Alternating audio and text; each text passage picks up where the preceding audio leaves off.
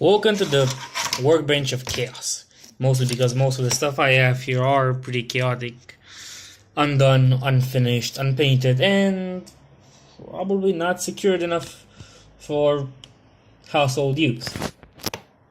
Today, I know it comes quite out of random after my videos, but I've done a little special project, or a little bit of a, how do you call it, a commission to paint this Air Genasi Rogue, if I could only focus, yes, Air Genasi Rogue, who happens to be a D&D miniature, which, quite frankly, is probably the thing that I wouldn't be expected to paint, or wouldn't expect myself to paint, but I did it.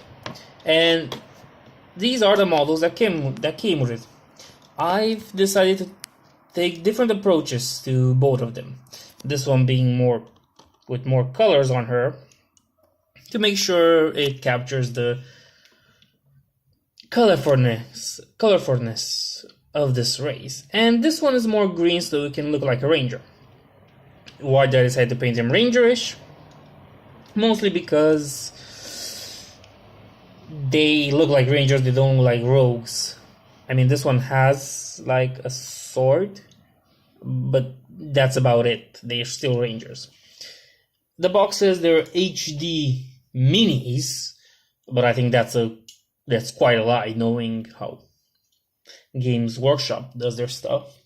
It's also primed, paint ready, just out of a box, so you don't have to waste your time with priming, which might be good, but they're all primed in the same color. They're all primed in gray, so that might be a little problem for some that misses their points. Their style used was mostly inspirational from a few pictures I saw on the internet about them. And I have to say that this isn't really my happiest painting ever, but I am quite glad with the end results that you can see. Now, if you want to compare these figurines with what I already have, well, here they are compared to a Blood Angel from the normal set. And here's the Stormcast Eternal. Then there's the Plague Marines. Yeah. You can see that they are not the tallest figurines you can ever get.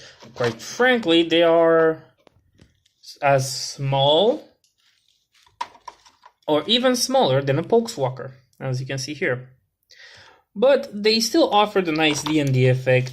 The fact that you can have minis in D&D, which is something people wanted for some time, and they had got it at some point, but they're very small. They don't even compare to most of the stuff that Warhammer has, which is big. By its nature, even the small ones are big compared to it. I have no Cadian Guard or Infantry Guardsmen to compare them with, but I think that is neither here nor there. While painting them, you will find out that the plastic isn't the best, as I said, but it still catches colors quite good, and if you know how to do your stuff, it can end up looking pretty decent. The poses are not the best, and the plastic is very shaky or movable. The box comes with very tiny bases compared to those of Warhammer.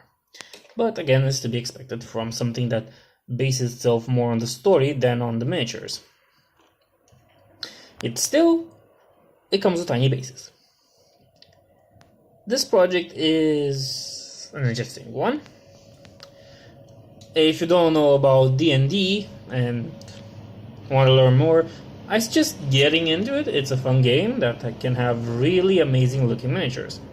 Also, if somebody, any of you watching, if ever, want to see more projects like this, or how I do projects like this, I am open for listening to your opinion, listening to what you want, and trying to do it as quickly as possible. Again, if you pick these kind of miniatures, they're gonna be small and you're gonna give me a headache, but it'll probably be worth it. Thank you for watching.